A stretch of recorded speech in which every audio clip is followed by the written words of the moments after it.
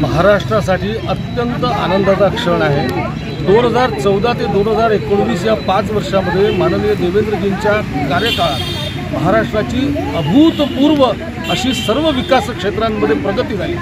पण या महाराष्ट्रातल्या नतद्रष्ट राजकारणामुळे किंवा विरोधकांच्या राक्षसी महत्त्वाकांक्षेमुळे 5 वर्ष देवेंद्रजींना मुख्यमंत्री होता आलं नाही याची सल महाराष्ट्राच्या मनामध्ये होती आणि म्हणून महाराष्ट्राच्या जनतेने भरभरून या विदर्भ पुत्राच्या झोळीमध्ये कमळांचं दान केलेलं आहे।